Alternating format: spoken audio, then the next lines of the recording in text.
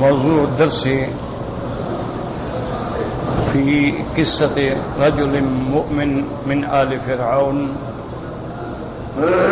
سورة المؤمن، تفسير ابن كثير. الحمد لله رب العالمين، والصلاة والسلام على أشرف الأنبياء وسيد المرسلين سيدنا محمد وعلى آله وأصحابه أجمعين. اللهم صل على سيدنا محمد وعلى آل سيدنا محمد كما صليت على إبراهيم وعلى آل إبراهيم في العالمين إنك حميد مجيد. أعوذ بالله من الشيطان الرجيم. بسم الله الرحمن الرحيم. وقال رجل مؤمن من آل فرعون يكتم إيمانه أتقتلون رجلا أن يقول ربي الله وقد جاءكم بالبينات من ربكم وإن يك كاذبا فعليه كذبه وإن يك صادقا يصبكم بعض الذي يعدكم إن الله لا يهدي من هو مسرف كذاب. يا قوم لكم الملك اليوم ظاهرين في الأرض فمن ينصرنا من بأس الله إن جاءنا. قال فرعون ما أريكم إلا ما أرى وما أهديكم إلا سبيل الرشاد. قال المؤلف والمفسر رحمه الله تعالى أدام النفع بعلومه وعلومكم في الدارين آمين، إلى أن قال المشهور أن هذا الرجل المؤمن كان قبطيا من آل فرعون. اب مفسر رحمۃ اللہ علیہ فرماتے ہیں کہ مشہور بات یہی ہے کہ یہ رجل مومن جو تھا یہ فرعون کی برادری، فرعون کی قوم کا آدمی تھا، قبطی تھا. قال سدی کان ابن ام فرعون، حضرت سدی رحمۃ اللہ علیہ فرماتے ہیں کہ وہ فرعون کے چاچے کا بیٹا تھا. وَيُقَالُ إِنَّهُ وَالَّذِي نَجَا مَعَ مُوسَىٰ عَلَيْهِ السَّلَامُ، اور بعض فرماتے ہیں یہ وہ بندہ ہے جس کو موسیٰ علیہ السلام کے ساتھ اللہ نے نجات عطا فرمائی. واختارہ ابن جریر ورد قول من ذهب على انه كان اسرائیلیا. ابن جریر رحمت اللہ علیہ نے بھی اسی قول کو پسند کیا ہے اور ان کا رد کیا ہے جو کہتے ہیں کہ نہیں وہ اسرائیلی تھا. لأن فرعون انفعل لكلامه واستمعه وكف عن قتل موسى عليه السلام.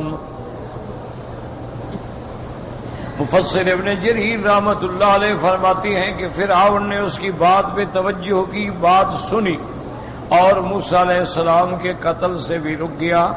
وَلَوْ كَانَ إِسْرَائِيلِيًّا لَأَوْشَكَ أَن يُعَاجَلَ بِالْعُقُوبَةِ لِأَنَّهُ مِنْهُمْ.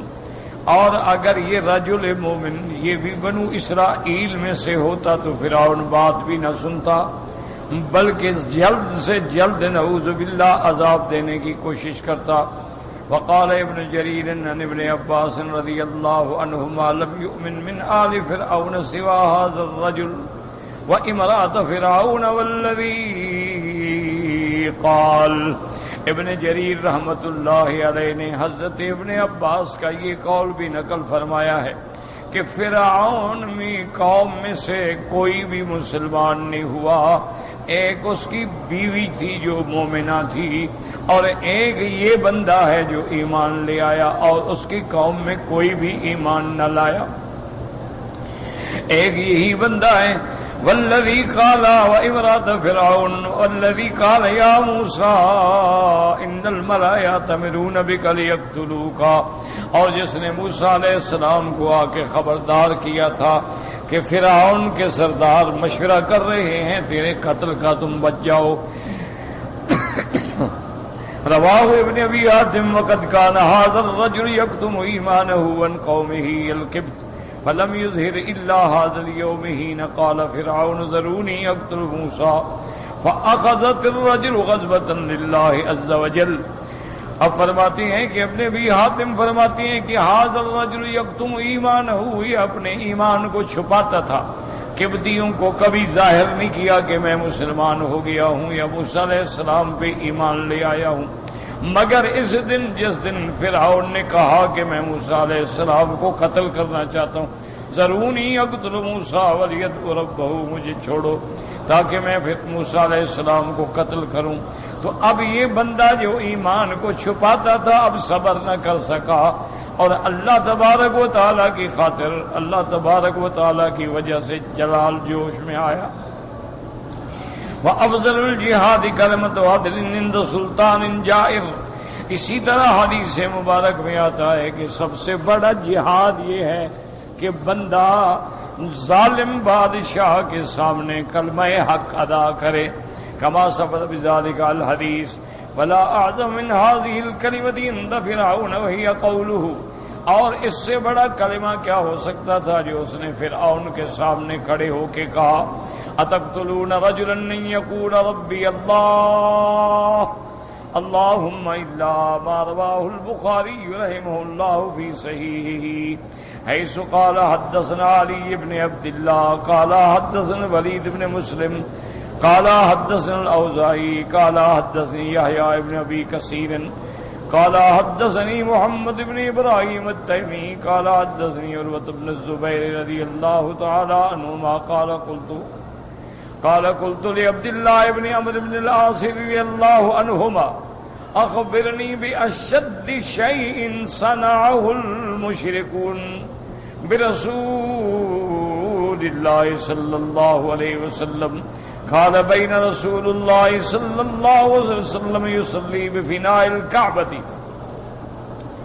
إذ أقبل عقبة بن أبي معيط فأخذ بمنكب رسول الله صلى الله عليه وسلم وثوبه في عنقه فخنقه خنقا شديدا فأقبل أبو بكر رضي الله تعالى عنه فأخذ بمنكبه ودفعه عن النبي صلى الله عليه وسلم ثم قال تقتلون رجلا ان يقول ربي الله وقد جاءكم بالبينات من ربكم. اب مفسر رحمۃ اللہ علیہ فرماتے ہیں کہ واقعی وہ رجل مومن جس نے فرعون کے سامنے حق بات کی، اور اسی طرح حضرت سیدنا ابی بکر رضی اللہ تعالی عنہ جس کو امام بخاری رحمۃ اللہ علیہ نے اپنی صحیح الجامع میں ذکر فرمایا ہے. حضرت عروۃ بن زبیر فرماتی ہیں کہ میں نے عبداللہ ابن عمرو بن العاص سے پوچھا کہ مجھے کوئی ایسا واقعہ بتائیں کہ سب سے بڑا ظلم جو کافرون قریش نے میرے آقا سیدنا محمد مصطفیٰ صلی اللہ علیہ وسلم کے ساتھ کیا ہے. انہوں نے فرمایا قال بین رسول اللہ صلی اللہ علیہ وسلم یصلی بفناء الکعبہ، حضور پاک صلی اللہ علیہ وسلم کعبہ کے دامن میں کعبہ کے سائے میں نماز پڑھ رہے تھے. اذ اقبل عقبۃ بن ابی معیط، عقبۃ بن ابی معیط جو ہے یہ آیا اور آ کے حضور کے کندھے مبارک پہ ہاتھ رکھا اور اس کے بعد اپنا کپڑا لے کے حضور کی گردن مبارک میں ڈالا. فخنقہ، اور بالکل کھینچا، یعنی مانا ہوتا جیسے کسی کا گلا گھونٹا جائے. فخنقہ خنقا شدیدا، اور بڑی سختی سے آپ کے گلے کو دبایا. فاقبل ابو بکر رضی اللہ تعالی عنہ، حضرت ابو بکر رضی اللہ تعالی عنہ تشریف لائے. فاخذ بمنکبہ ودفعہ عن النبی صلی اللہ علیہ وسلم، حضرت ابو بکر نے اس کے کندھے کو عقبۃ بن ابی معیط کو پکڑا اور دفع کیا، ہٹایا حضور سے. اور انہوں نے بھی یہ آیت تلاوت کی تقتلون رجلا ان یقول ربی اللہ وقد جاءکم بالبینات من ربکم. انہوں نے کہا ظالمو تم اس کو قتل کر رہے ہو جو کہتا ہے میرے اللہ کی ربوبیت الوہیت کا اقرار کرو، اور وقد جاءکم بالبینات، اور وہ دلائل لائے ہیں، معجزات لائے ہیں، آیات لائے ہیں. تو حضرت ابو بکر رضی اللہ تعالی عنہ نے بھی اس ظالم کا مقابلہ کیا. تو اس لیے علماء کہتے ہیں اس حدیث کے مبارک کے مطابق کہ افضل جہاد جو ہے وہ کسی ظالم بادشاہ کے سامنے حق ہے، یعنی جان کٹانا جو ہے، مر جانا، قتل ہو جانا، شہید ہو جائے تو جہاد ہے، لیکن کلمہ حق کہنا جو ہے وہ افضل جہاد۔ اسی لیے علماء فرماتے ہیں کہ آپ دنیا میں دیکھ لیں، اللہ کے راستے میں شہید ہونے والے لاکھوں ہیں، لیکن کلمہ حق کہنے والے تو پھر صدیوں میں کوئی ایک پیدا ہوتا ہے۔ تو اس لیے اس میں کوئی شک نہیں کہ ظالم کے سامنے کھڑے ہو کر حق کی بات کہنا اور حق پر ثابت قدم رہنا یہ سب سے بڑا جہاد۔ اسی طرح روایات میں آتا ہے کہ میرے آقا رحمت دو عالم سیدنا محمد مصطفیٰ صلی اللہ علیہ وسلم ایک دن نماز پڑھ رہے تھے حرم میں، تو ایک ظالم نے یہ کیا کہ ایک جانور کا اندر میں جو اوج ہوتا ہے نا، جانور کا ایک اوج لے کر وہ بھرا ہوا، اس میں گندگی ہوتی جسے بعد میں آپ صاف کرتے ہیں اوجڑی کہتے ہیں، اوج، وہ اٹھا کے لایا اور حضور کی گردن مبارک میں رکھ دی۔ آپ سجدے میں، سیدہ فاطمہ الزہرا رضی اللہ تعالی عنہا چھوٹی عمر کی بچی تھی، ان کو کسی نے کہا تو آپ دوڑ کے آئیں اور آگے وہ قوت سے اٹھا کے دور پھینکا، اور اس کے بعد کھڑے ہو کے پھر ان کے لیے دعا کی کہ یا اللہ ان ظالموں پر اپنا قہر نازل کر، جو تیرے نبی کے ساتھ یہ کر رہے ہیں۔ تو کلمہ حق کہنا اور ظالم کے سامنے آ کے کھڑا ہونا جو ہے یہ کوئی معمولی بات نہیں، یہ کہہ دینا تو بڑا آسان۔ اسی طرح آپ دیکھ لیں کہ امام احمد ابن حنبل رحمت اللہ علیہ نے اس وقت کے بادشاہوں سے ٹکر لے لی، ساری دنیا سے ٹکر لے لی، لیکن اس مسئلے پہ قائم رہے کہ قرآن اللہ کا کلام، یہ مخلوق نہیں۔ اب ظلم و ستم کی انتہا ہو گئی امام صاحب کے ساتھ، یعنی بعض مورخین نے تو لکھا ہے کہ نعوذ باللہ ظالموں نے آپ کو گدے پہ بٹھایا الٹا کر کے، اور نعوذ باللہ آپ کے بدن پہ سیاہی مل دی، اور لوگوں سے کہا کہ ان کی پورے بازاروں میں چکر لگوائیں اور لڑکے تاڑیاں پیٹیں اور ان کو نعوذ باللہ زیادہ سے زیادہ رسوا کریں۔ لیکن امام احمد ابن حنبل رحمت اللہ علیہ کی جرت دیکھیں کہ آپ جب کٹھے ہوتے اور لوگ کٹھے ہوتے کھڑے، کیا اتنا بڑی بات ہے، تو آپ فرماتے میں یعرفنی فلیعرفنی، اے لوگوں جو مجھے پہچان گئے وہ پہچان گئے، نہیں پہچانے انا احمد ابن حنبل، میں احمد ابن حنبل، اور میں اپنے عقیدے کے مطابق قائم ہوں کہ اللہ کا قرآن اللہ کا کلام ہے، مخلوق نہیں۔ یہ کہہ دینا بڑا آسان ہے، ایک آدمی کو سپاہی دھکا دیتے تو وہ رونے لگ جاتا ہے، اتنا بڑا آدمی ہو، اتنا بڑا امام ہو۔ اسی لیے حضرت امام احمد ابن حنبل رحمت اللہ علیہ کے بارے میں آتا ہے کہ آپ جب بھی دعا کرتے تو کہتے رحم اللہ ابا الہیثم، اللہ ابا الہیثم پہ رحم فرما۔ ایک دن کسی حجت والے شاگرد نے پوچھ لیا، اس نے کہا امام آپ کیا کرتے ہیں، اس کے لیے دعا مانگتے ہیں، وہ ڈاکو ہے، وہ قاتل ہے، اس نے پورے علاقے میں فساد برپا کر رکھا ہے، وہ تو بڑا ظالم آدمی ہے، اور آپ اس کے لیے دعا کر رہے ہیں۔ آپ نے فرمایا اصل بات یہ ہے کہ مجھے جب بادشاہ کی فوج گرفتار کر کے لے جا رہی تھی، اور پہلی دفعہ زندگی میں گرفتار ہوا تھا، اور جیل اور پھر جیل کی دہشت اور وہاں کے سخت ملازمین اور ان کا رویہ، تو میں اس وقت بڑا مضطرب تھا، حتیٰ کہ میرا بدن ڈر کے مارے میرے پاؤں بھی کانپ رہے تھے۔ اتنی دیر میں ایک آدمی آیا، آگے پیچھے پولیس ہے اور اس کے پاؤں میں بیڑیاں ہیں اور ہاتھوں میں ہتھ کڑیاں ہیں، اور بڑی اور بڑے تم تراک سے آ رہا ہے اور آگے پیچھے پولیس ہے. وہ میرے قریب آیا تو کھڑا ہو گیا, کہنے لگا انت احمد ابن حنبل؟ کہنے لگا احمد ابن حنبل تم ہو؟ میں نے کہا ہاں. اور نے کہا یار میری طرف دیکھو, میں ڈاکو ہوں, قاتل ہوں, دیکھو کیسے شان سے جا رہا ہوں, تم اللہ کے دین کے لیے پاؤں کہاں پر ہیں تمہارے؟ یہ دیکھو میں ڈاکو ہوں, میں چور ہوں, میں قاتل ہوں, مجرم ہوں, لیکن دیکھا نہیں میں کیسے جا رہا ہوں. یہ مجھ سے ڈر رہے ہیں, میں تو جکڑا ہوا ہوں, لیکن شیر تو پنجرے میں بھی شیر ہوتا ہے نا. اور تم اللہ کے دین کے لیے کھڑے اور پاؤں تمہارے کانپ رہے ہیں. تو حضرت احمد ابن حنبل فرماتے تھے کہ اس کی اس بات سے اللہ نے مجھے اتنا طاقت دے دی کہ 90 کوڑا میری گردن پہ مارا گیا. ایک کوڑے سے بھی بندہ مر جاتا ہے, لیکن میں نے اوف نہیں کی. تو یہ اس کی وجہ سے مجھے جرأت ملی تھی. میں اس لیے دعا کرتا ہوں کہ اللہ اس پہ رحم کرے. وہ قادر ہے, کریم ہے, چاہے تو 100 کے قاتل کو بخش دے. تو حق کہنا, یہ باتیں کرنا بڑی آسان ہے, اور کمرے میں بیٹھ کے اور ٹی وی اسٹیشنوں پہ بیٹھ کے اور جناب لاکھوں کے مجمع میں بیٹھ کے اور تقریریں کرنا, یہ تو بڑا آسان ہے, سب لوگ کر لیتے ہیں. حضرت شاہ جی رحمت اللہ علیہ, عطا اللہ شاہ بخاری رحمت اللہ علیہ کے بارے میں بھی سنا ہے. ہو سکتا ہے کچھ واقعات نقل کرنے میں غلطی بھی ہوتی ہو, کہ آپ پر جب قادیانیت کے معاملے میں مقدمہ چلا,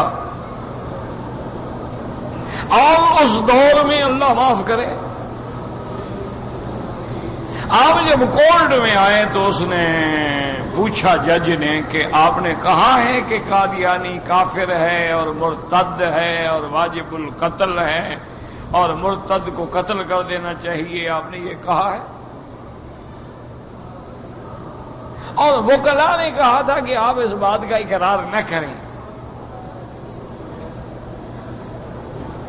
آپ کھڑے ہوئے مسکرائے, آپ نے فرمایا جج صاحب میں نے کہا نہیں تھا, میں اب بھی کہتا ہوں آپ کے سامنے کہ قادیانی مرتد ہے اور ہر مرتد واجب القتل ہے, اور اگر اللہ نے مجھے موت دینے کے بعد قبر سے بھی کھڑا کیا تب بھی کہوں گا. کہا تھا نہیں, کہہ رہا, اب بھی کہہ رہا ہوں. لیکن آپ نے فرمایا کہ اب دیکھیں گے, پہلے بھی ایک دفعہ کورٹ تھی, عدالت تھی, لیکن کرسی پہ بیٹھنے والا جج کافر تھا, اس نے بھی مجھ سے یہی سوال پوچھا تھا, میں نے اس وقت بھی یہی کہا تھا,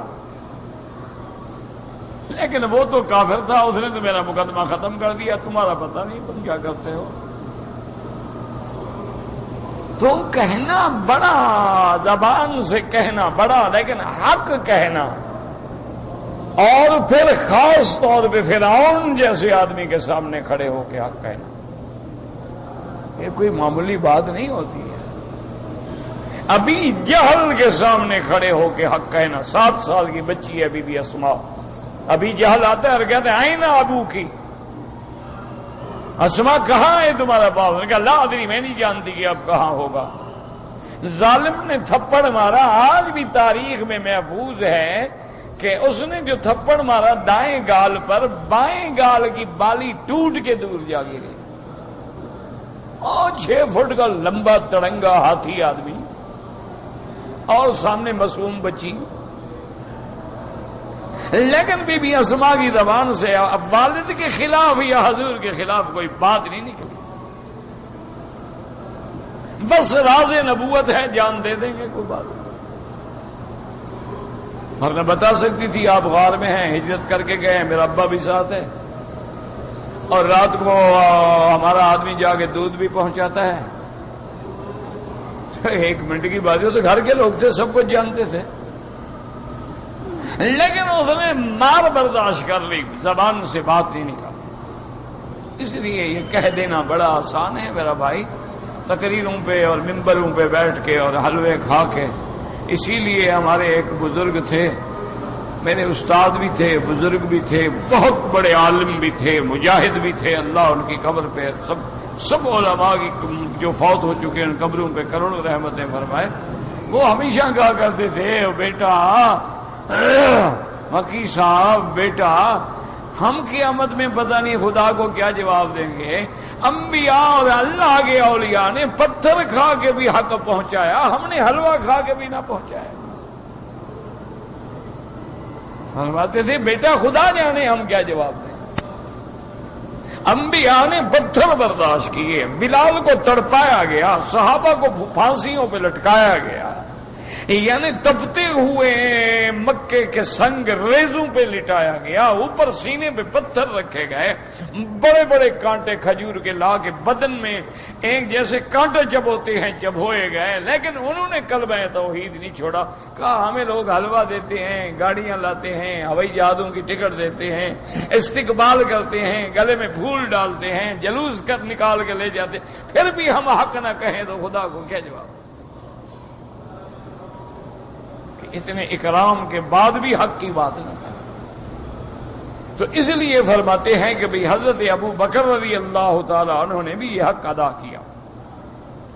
انفرد بالبخاری من حدیث اللوزائی قال وتابعه محمد بن اسحاق بن ابراہیم بن عروۃ النبی به وقال ابن ابي حاتم حدثنا هارون بن اسحاق الحمدانی قال حدثنا عبدان الشامی عن ابن عروۃ النبی عن عمرو بن العاص رضی اللہ تعالی عنہ سئل ما اشد ما رأیت قریشا بلغوا من رسول اللہ صلی اللہ علیہ وسلم۔ انہوں نے بھی یہی روایت نقل کی ہے کہ حضرت عمرو بن العاص سے پوچھا،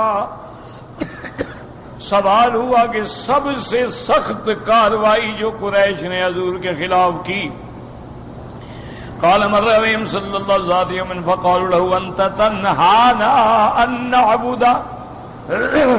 ان نعبد ما يعبد آباؤنا فقال انا ذاك فقاموا اليه فاخذوا بمجامع ثيابه فرأيت ابا بكر رضي الله تعالى عنه مهتديه من ورائه وهو يصيح باعلى صوته وان عينيه ليسيلان ويقول يا قوم يتقتلون رجلا ان يقول ربي الله وقد جاءكم بالبينات من ربكم والتفرق من الآية كلها وهكذا رواه النسائی۔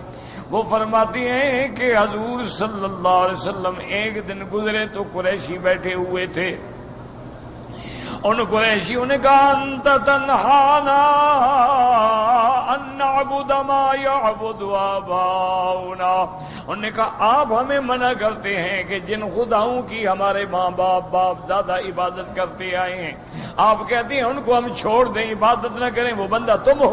آپ نے فرمایا ہاں انا ذاک، وہ بندہ میں ہوں، میں دعوت توحید دیتا ہوں۔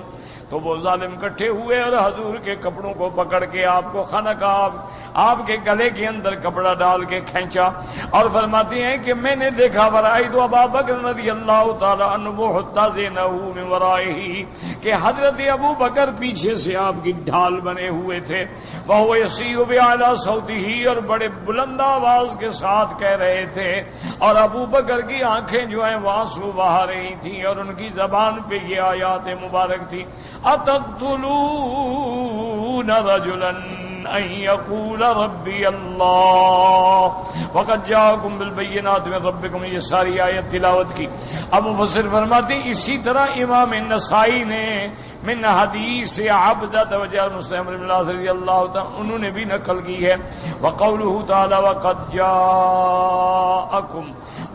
جاءکم بالبینات من ربکم ای کیف تقتلون رجلا لکون یقول ربی اللہ وقد قامکم برہان صدق ما جاءکم به من حق، کہ تم کیسے ایک بندے کو قتل کرنا چاہتے ہو جو بندہ کیا کہتا ہے تمہیں کہ اللہ کی الوہیت اور ربوبیت کا اقرار کرو، اور اس پہ وہ دلائل لے کے آیا ہے۔ ثم تنظر ما فی المخاطب وقال ان یک کاذبا پھر ان کے بعد ان کو خطاب کر کے کہتے ہیں کہ ظالمو غور کرو، اگر نعوذ باللہ وہ جھوٹا ہے، اللہ پہ جھوٹ بول رہا ہے، تو اللہ تبارک و تعالیٰ خود اس کو پکڑیں گے، لیکن اگر وہ سچ کہہ رہا ہے تو پھر نتیجہ یہ ہے کہ تمہیں لازماً عذاب پہنچے گا۔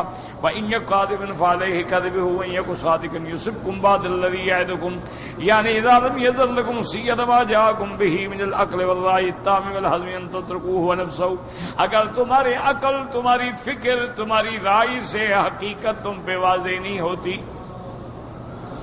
حقیقت تم کو سمجھ نہیں آتی، تو پھر غور کر کے دیکھ لو، اس کو چھوڑ دو، اس کو ایذا نہ پہنچاؤ۔ فَإِن يَكُ كَاذِبًا، نعوذ باللہ اگر وہ جھوٹ بولتا ہے، فَإِنَّ اللَّهَ سُبْحَانَهُ وَتَعَالَىٰ سَيُجَازِيهُ، پھر اللہ اس کو خود بدلہ دیں گے عَلَىٰ كَذْبِهِ بِالْعُقُوبَةِ فِي الدُّنْيَا وَالْآخِرَةِ، اللہ تبارک و تعالیٰ جھوٹ کا اس کو سزا دیں گے دنیا میں بھی آخرت میں بھی۔ وَإِن يَكُ صَادِقًا، اور اگر وہ سچا ہوا، وَقَدْ آذَيْتُمُوهُ يُصِبْكُم بَعْضَ الَّذِي يَعِدُكُمْ فَإِنَّهُ يَوْعَدُكُم مَّنْ خَالَفْتُمُوهُ بِعَذَابٍ فِي الدُّنْيَا وَالْآخِرَةِ، اور اگر وہ سچا ہوا اور تم اس کو تکلیفیں دیتے ہو، تو پھر جس عذاب سے وہ تمہیں ڈراتا ہے، اس عذاب میں سے دیکھنا ماشاءاللہ کسی نے نکال دیا ہوگا نا، اللہ کی رحمت سے، انا للہ و انا الیہ راجعون، کھڑے ہوں گے، پتہ بھی ہے تار لگی ہوئی، لیکن وہی ٹیک لگائیں گے۔ فَمِنَ الْجَاهِدِ عِندَكُم مَّن يَكُونَ صَادِقًا فَيَنبَغِي عَلَىٰ هَٰذَا أَن لَّا تَتَعَرَّضُوا لَهُ بَلْ اتْرُكُوهُ وَقَوْمُهُ يَدْعُوهُمْ وَيَتَّبِعُونَهُ، اور اگر وہ سچا بھی ہے اور تم نہیں مانتے تو چھوڑ دو، وہ جانے اور اس کی قوم جانے۔ یہ کیا ہے؟ بات نہ ماننا لیکن اذا دینا یا تکلیفیں پہنچانا۔ وَهَكَذَا أَخْبَرَ اللَّهُ عَزَّ وَجَلَّ عَن مُوسَىٰ عَلَيْهِ السَّلَامَ أَنَّهُ طَلَبَ مِن فِرْعَوْنَ وَقَوْمِهِ الْوَادَعَةَ، اللہ پاک نے فرمایا کہ موسیٰ علیہ السلام نے بھی فرعون سے یہی کہا تھا، اگر تم میری باتیں نہیں مانتے ہو نہ مانو، لیکن قوم بنی اسرائیل کو کیوں عذاب دیتے ہو؟ لَنُرْسِلَنَّ مَعِيَ بَنِي اسرائیل، تم میرے ساتھ میری قوم کو بھیج دو، جیسے قرآن میں آیا کہ فتنا قبلہم قوم فرعون جاءہم رسول کریم، ان کے پاس بھی شان والا پیغمبر آیا، ان ادو الی عباد اللہ، حضرت موسیٰ نے فرمایا ظالمو، اللہ کے بندے، میری قوم میرے حوالے کر دو بس۔ انی لکم رسول امین، میں اللہ کی طرف سے پیغمبر ہوں اور امانت والا۔ وَأَلَّا تَعْلُوا عَلَى اللَّهِ إِنِّي آتِيكُم بِسُلْطَانٍ مُّبِينٍ، بڑائی نہ دکھاؤ خدا کے مقابلے پہ، میں تو بڑی کھلی نشانی لے کے آیا ہوں۔ وَإِنِّي عُذْتُ بِرَبِّي وَرَبِّكُمْ أَن تَرْجِمُونِ وَإِن لَّمْ تُؤْمِنُوا لِي فَاعْتَذِرُونِ، اور میں نے اپنے رب کی پناہ پکڑ لی ہے، اللہ تبارک و تعالیٰ کی پناہ میں آ گیا ہوں۔ وَإِن لَّمْ تُؤْمِنُوا لِي، اگر تم مجھ پر ایمان نہیں لے آتے ہو تو ہٹ جاؤ، میرے راستے سے ہٹ جاؤ، نہیں مانتے ہو نہ مانو، چلو ایمان نہ لاؤ، مخالفت تو چھوڑو نا۔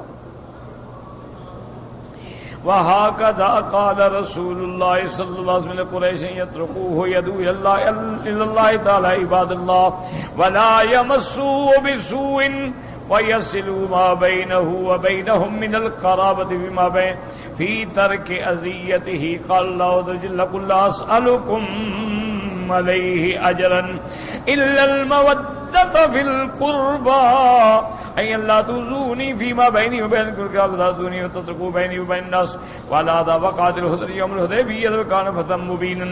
اسی طرح میرے آقا سیدنا محمد مصطفیٰ صلی اللہ علیہ وسلم نے، آپ نے بھی قریش سے فرمایا کہ اے لوگو، تم نہیں مانتے ہو نہ مانو، لیکن میرے راستے سے دیوار نہ بنو، اور جو لوگ ایمان لانا چاہتے ہیں ان کو بھی ایمان کے اندر رکاوٹ پیدا نہ کرو۔ وَلَا يَمَسُّهُ بِسُوءٍ، کم از کم کچھ نہیں کر سکتے ہو تو میری اور تمہارے درمیان میں جو رشتہ داری ہے اسی کا کچھ خیال کر لو، کیونکہ حضور کا خاندان بھی تو اب بنو ہاشم ہے نا، تو کوئی قریش کا ایسا قبیلہ، ایسا فخر، ایسا وطن نہیں ہے جس میں حضور پاک کا لازم کہیں نہ کہیں جا کے قرابت ملتی ہے، کیونکہ اصولی بات یہ ہوتی ہے کہ سب سے بڑا شعب ہوتا ہے، سب سے پہلے شعب ہوتا ہے، شعب کے بعد قبیلہ ہوتا ہے، قبیلے کے بعد امائر ہوتے ہیں، امائر کے بعد بطن ہوتے ہیں، پھر فخذ ہوتے ہیں، پھر فصائل ہوتے ہیں، پھر عشیرہ ہوتے ہیں۔ یہ مصطلحات ہیں عرب میں، اسی لیے اللہ نے فرمایا وَجَعَلْنَاكُمْ شُعُوبًا وَقَبَائِلَ، پہلے شعب، اس کے بعد قبائل، قبیلے کے بعد عمارہ، عمارہ کے بعد بطن، بطن کے بعد فخذ، فخذ کے بعد فصیلہ، فصیلہ کے بعد عشیرہ۔ تو کسی نہ کسی حالت میں حضور پاک کا رشتہ تو ملتا تھا سب سے، دادے میں، کسی کا دوسرے دادے میں، کسی کا چوتھے دادے میں، کسی کا پانچویں دادے۔ حضور نے فرمایا چلو تم نے کچھ اتنا تو لحاظ کرو نا کہ میری تمہاری رشتہ داری ہے، نہ مانو لیکن راستے سے تو ہٹ جاؤ۔ قُلْ لَا أَسْأَلُكُمْ عَلَيْهِ أَجْرًا إِلَّا الْمَوَدَّةَ فِي الْقُرْبَى، میں تم سے کوئی بدلہ نہیں مانتا، کوئی انعام نہیں مانگتا، صرف یہ چاہتا ہوں کہ میری رشتہ داری کو کم از کم صاف رکھ لو۔ لا تؤذونی فیما بینی و بینکم، تم مجھے ایذا نہ دو تاکہ تمہارے اور میرے درمیان میں جو قرابت ہے اس کا کچھ خیال کر لو۔ ولا تؤذونی وتترکوا بینی و بین الناس، اور تم مجھے تکلیفیں نہ پہنچاؤ، مجھے چھوڑ دو کہ میں لوگوں کو اللہ کے دین کی دعوت دوں۔ اب فرماتے ہیں کہ اسی طرح پھر یوم الحدیبیہ والے دن جو ہے وہ صلح جو ہوئی اس میں بھی یہی معاہدہ تھا نا کہ اب ہم 10 سال کے لیے ایک دوسرے کے خلاف جنگ نہیں کریں، اور اللہ تبارک و تعالی نے اسی صلح کو اللہ پاک نے فتح مبین بنا دیا۔ انا فتحنا لک فتحا مبینا، وہ معاہدہ ہوتا گیا اور اسلام پھیلتا گیا۔ اب خود اندازہ کریں نا کہ جس دن صلح ہو رہی ہے 1500 صحابی ہیں حضور کے ساتھ، 1500۔ اچھا صلح کو چند عرصہ گزرا ہے، چند سال گزرے ہیں، اور حضور پاک جب فتح مکہ کے لیے آ رہے ہیں تو 10,000 کا لشکر آپ کے ساتھ۔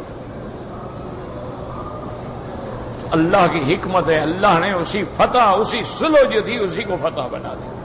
یہ نہیں ہوتا کہ کافروں سے صلح نہ کرو، بالکل صلح جائز ہے، کافروں سے جائز ہے، یہودیوں سے جائز ہے، عیسائیوں سے جائز ہے، لیکن صلح کا معنی یہ نہیں ہوتا کہ اسلام کو نقصان پہنچے۔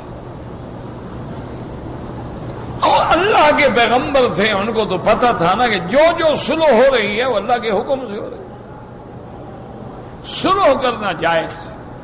لیکن یہ صلح نہیں ہوتی کہ کل کو تمہیں کوئی کہے کہ بھئی تمہاری ہمارے صلح اس طرح ہے کہ نماز چھوڑ دو، قرآن چھوڑ دو، قرآن بدل دو، آیات بدل دو، نصاب اپنا بدل دو، تعلیم اپنی بدل دو، اخلاق بدل دو، روایات بدل دو، آزادی اختیار کرو، کفار کی طرح لڑکیوں کو سڑکوں پہ لے آؤ، بے حیائی عام کرو، زنا کھول دو۔ یہ کیا صلح ہے بھائی؟ یہ تو صلح نہیں ہوتی۔ صلح تو یہ ہوتی ہے کہ بھئی ہم آپ کے خلاف جنگ نہیں کریں گے، آپ ہمارے خلاف جنگ نہیں کریں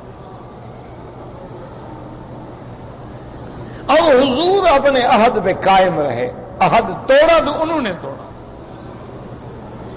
حضور صلی اللہ علیہ وسلم اپنے عہد پہ قائم رہے۔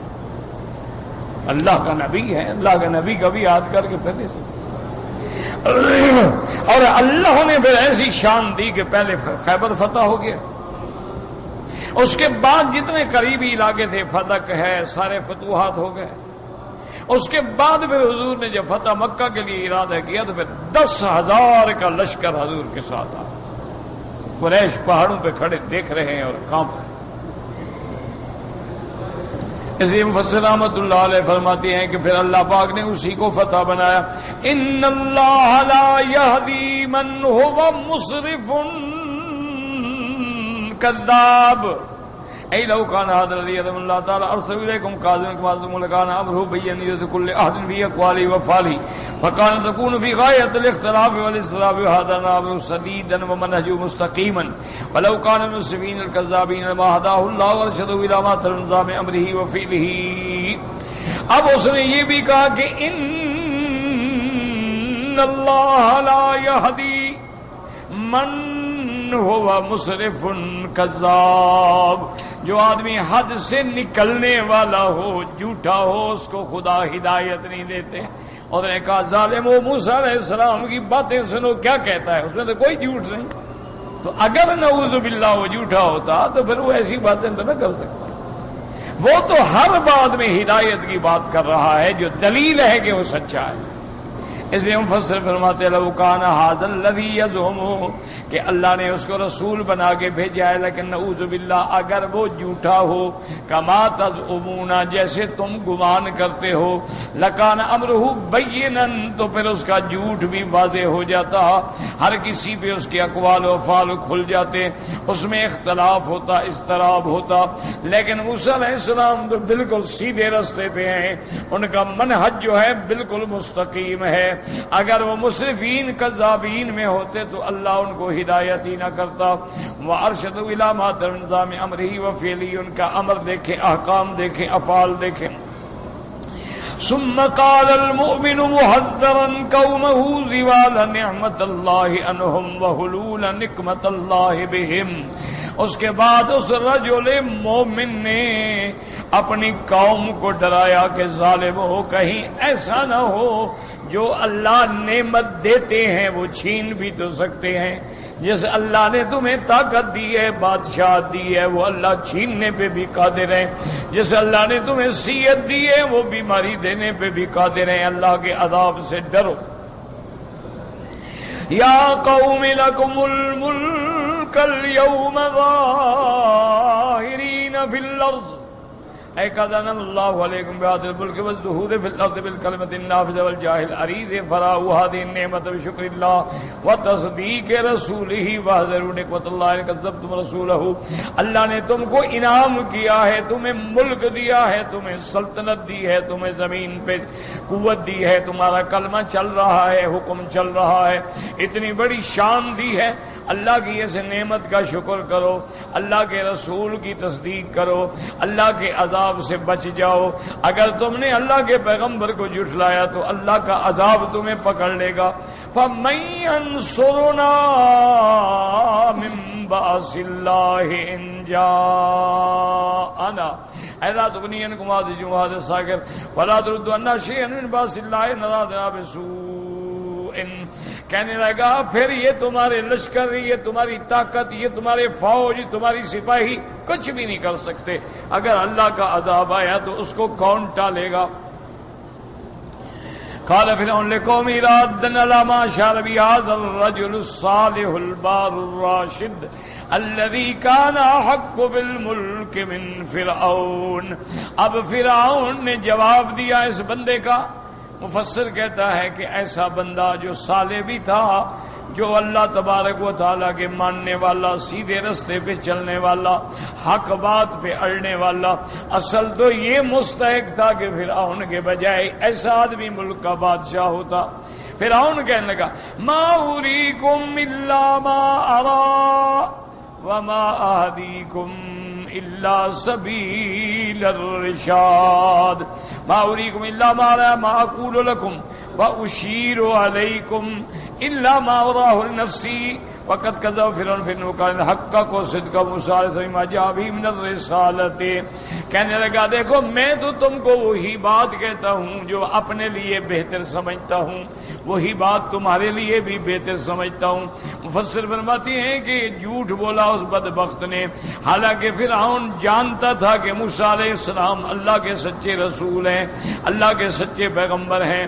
قال قد انزل هؤلاء الا رب السماوات والارض بصائر، اسی لیے موسیٰ علیہ السلام نے فرمایا لقد علمت، تم جانتے ہو کہ اللہ تبارک و تعالیٰ نے یہ جو کتاب اتاری ہے، جو وحی اتاری ہے، جو ہدایت اتاری ہے وہ سچ ہے۔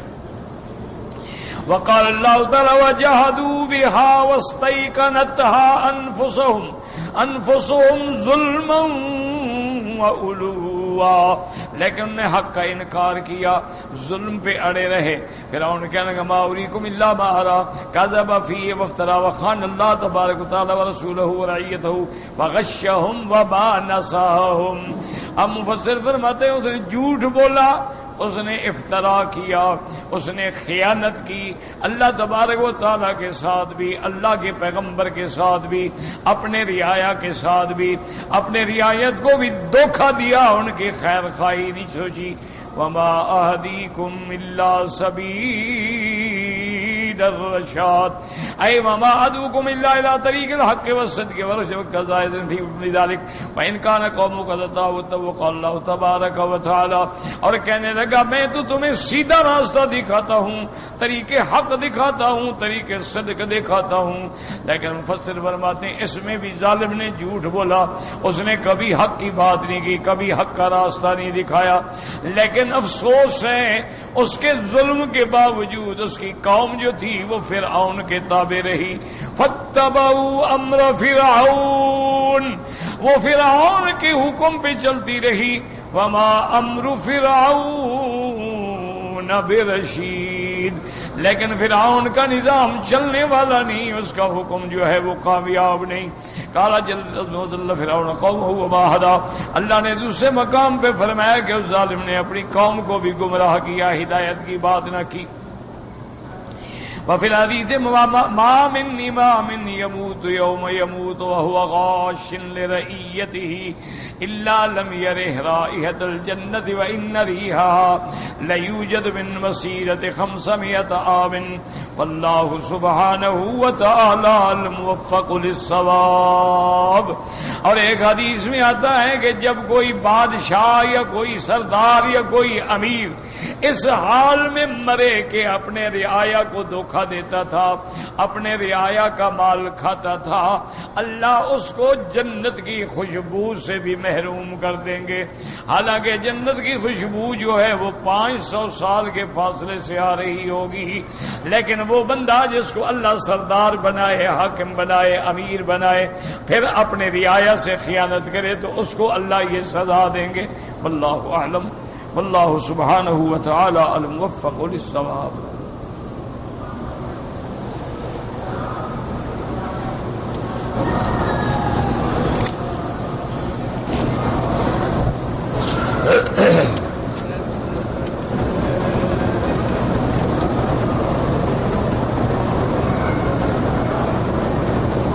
کہتے ہیں جی کہ جب چاروں امام برحق ہیں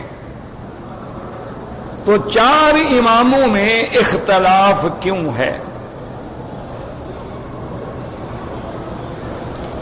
میرا بھائی بات کو سنو سمجھو. سارے صحابہ حق تھے یا نہیں تھے؟ ہاں جی، چلو امام کا درجہ تو بعد میں آئے گا. صحابہ بھائی جن کے ایمان اور سچے ہونے کا اللہ نے قرآن میں بتلا دیا، اولئک هم المؤمنون حقا اولئک هم الصادقون اولئک هم الراشدون اولئک هم المفلحون. تو صحابہ سارے کے سارے سچے تھے کہ نہیں تھے؟ تو صحابہ میں اختلاف کیوں ہوا؟ جب سارے صحابہ سچے ہیں، سارے صحابہ حق پہ ہیں، تو اب بعض صحابہ کہتے ہیں حضور کو معراج ہوا ہے جسد کے ساتھ، آپ جاگتے ہوئے براق پہ بیٹھ کے گئے ہیں، پھر آسمانوں پہ گئے ہیں. بی بی عائشہ کہتی ہے کہ نہیں، خواب دیکھا ہے. ان میں اختلاف کیوں ہو گیا؟ وہ تو دونوں سچے ہیں. اسی طرح حضور پاک نے صحابہ سے فرمایا کہ لا صلاۃ الا فی بنی قریظہ، اے میرے صحابہ کی جماعت، عصر کی نماز سب بنی قریظہ یہودیوں کے اس مقام پہ جا کے پڑھو، کیونکہ یہودیوں کا محاصرہ کرنا ہے اور یہودیوں نے غداری کی ہے، ان کے ساتھ جنگ لڑنی. اب سارے صحابہ حضور کے حکم پہ دوڑ پڑے. جب راستے میں عصر کا وقت آیا تو کچھ صحابہ نے کہا کہ بھائی نماز کا وقت ہو گیا ہے، ہم نماز پڑھیں. انہوں نے کہا اللہ کے بندے تم نے سنا نہیں حضور نے فرمایا کہ بنی قریظہ کے بغیر نماز نہ پڑھو؟ انہوں نے کہا مانا تھا کہ جلدی جاؤ، یہ مانا تھوڑا ہے کہ اگر ہمیں چلتے چلتے ساری نمازیں چلی جائیں، نمازیں بھی چھوڑ دیں ہم. تو بعض صحابہ نے نماز راستے میں پڑھ لی اور بعض نے بنی قریظہ میں جا کے پڑھی. ان میں جناب اختلاف کیوں ہو گیا؟ ان دونوں میں نعوذ باللہ کون جھوٹا ہے؟ ایسے باتیں بنا دینا بڑا اچھا آسان ہوتا ہے، لیکن حقائق کو بھی دیکھا کرو. حضرت علی اور بی بی عائشہ میں جنگ ہو گئی، ہزاروں صحابہ شہید ہو گئے. کیوں اختلاف ہو گیا؟ حضرت علی اور حضرت معاویہ رضوان اللہ علیہم اجمعین کے درمیان میں جنگ ہو گئی، ہزاروں صحابہ شہید ہو گئے. کیوں اختلاف ہو گیا؟ اللہ کے بندے، اختلاف تو ہوتا ہے. لازمی بات ہے کہ مجتہد جب اجتہاد کرتا ہے تو اللہ نے ہر کسی کو ایک فکر دی ہے، ایک سوچ دی ہے، ایک فہم دی، اس کے مطابق وہ اجتہاد کرتا ہے. دوسرا مجتہد ہے، اس کو اللہ نے الگ عقل دی ہے، فہم دی ہے، وہ اپنا اجتہاد کر رہا ہے، تو فرق تو ہوگا. لیکن دونوں کی نیت کیا ہوتی ہے کہ اللہ کے قرآن اور سنت کی اتباع ہو جائے. اب دیکھیں کہ عمرہ ہو یا حج ہو، قرآن کیا کہتا ہے؟ محلقین رؤوسکم ومقصرین، سروں پہ اس طرح پھرانے والے یا قصر کرنے والے. اب یہ اللہ کا قرآن ہے، اللہ نے فرمایا سر منڈانے والے، بال کٹانے والے. اب امام شافعی نے ایک اپنے اجتہاد سے یہ سمجھ لیا کہ بھئی اگر 3 بال بھی کاٹ دو تو کٹانے والوں میں دعا گیا نا، اسی لیے وہ ٹک لگا لیتے ہیں، وہاں کھڑے ہو گئے کینچی سے 2 ادھر 2 ادھر کر لیتے. تو اصل وہ کہتے ہیں کہ بھی لفظ ہے بال کٹانے والے، لہذا بال تو کٹائے ہیں نا اس نے. یہ تو نہیں لکھا ہوا نا کہ سارے بال کٹاؤ.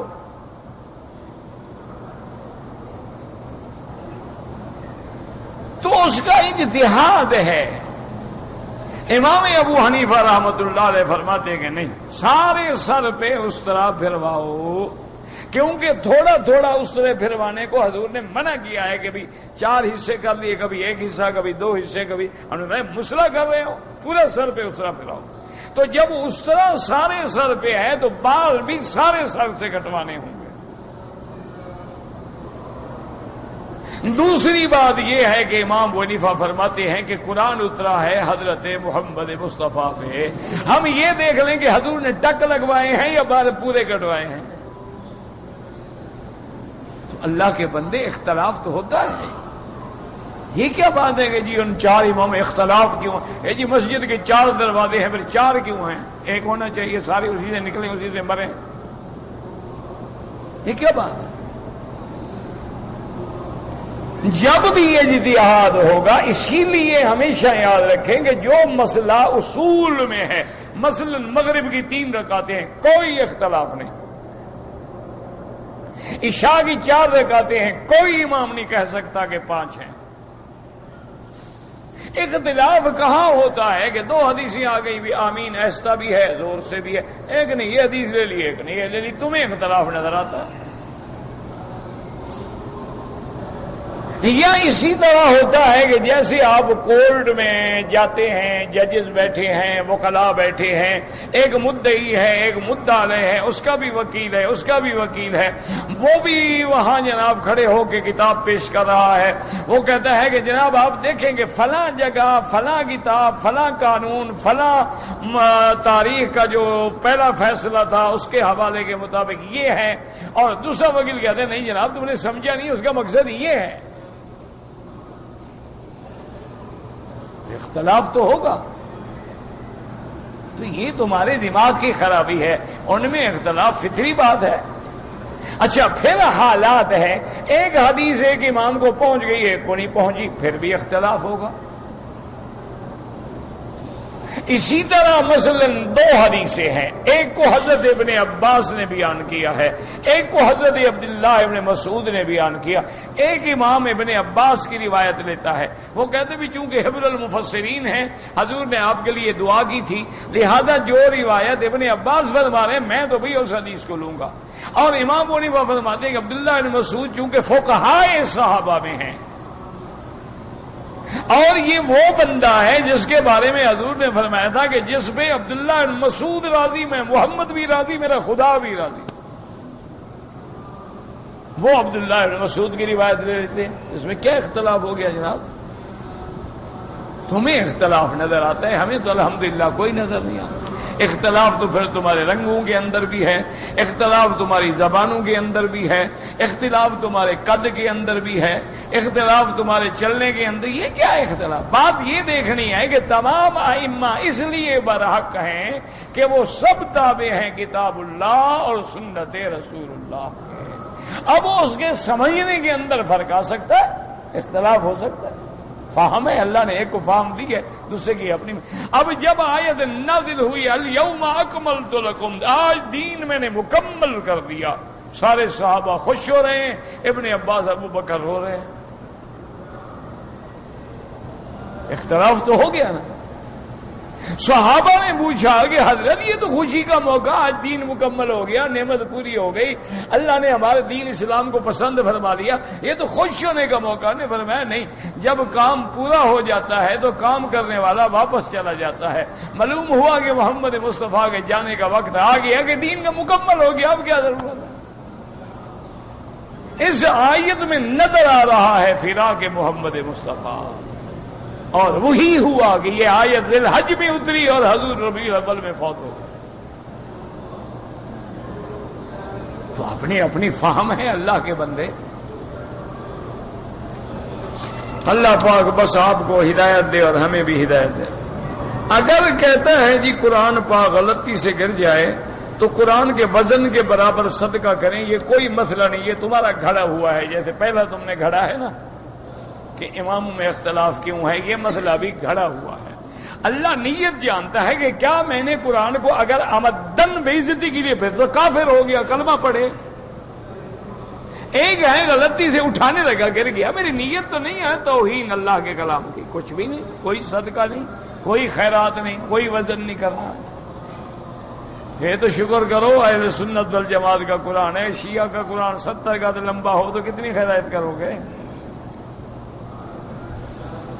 اللہ کے بندے، کوئی اللہ نیت کو جانتا ہے کہ تمہارے ہاتھ سے قرآن اتفاقاً گر گیا یا نعوذ باللہ تم نے عمدن گرایا ہے۔ اگر عمدن گرایا ہے تو بندہ کافر ہو گیا، توبہ کرے، کلمہ پڑھے۔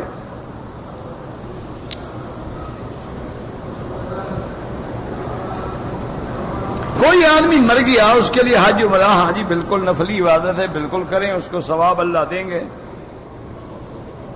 اگر کوئی قرآن کی حافظہ لڑکی ہے اور رمضان المبارک میں عورتوں کو تراویح پڑھائے، کوئی حرج نہیں، لیکن یہ خیال رکھنا کہ مردوں کو نہ پڑھانا شروع کر دے۔ آج کا رواج نکل گیا ہے نا، آج کل وہ ایک عورت ہے، ایک نہیں بلکہ اب تو 3 ہو گئی ہیں، وہ جمعہ کے دن ماشاءاللہ کے خطبہ بھی دیتی ہیں اور مردوں کو جمعہ بھی پڑھاتی ہیں۔ مرد پیچھے کھڑے ہوتے ہیں اور وہ عورت امام بن کے آگے کھڑی ہوتی ہے۔ میرے خیال میں انہوں نے اور بھی کوئی انتظام کیا ہوگا نا، کیونکہ اگر عورت کو حیض آ جائے تو بھی نمازی تو گئے، یا ولادت ہو جائے یا 9 مہینے کا حمل ہو جائے، ماشاءاللہ امام صاحب حمل اٹھائے گا یا امام آگے نماز پڑھائے گا۔ اور اللہ کے قانون کو نہ چھیڑا کرو۔ اگر عورت کی امامت جائز ہوتی، سیدہ فاطمہ الزہرا سب سے پہلے امام بنتی، اس سے زیادہ حقدار کوئی نہیں۔ انشورنس کمپنی میں نوکری نہ کریں، ان میں جوا ہوتا ہے اور سود ہوتا ہے۔ دوسری نوکری تلاش کریں، جب مل جائے تو چھوڑ دیں۔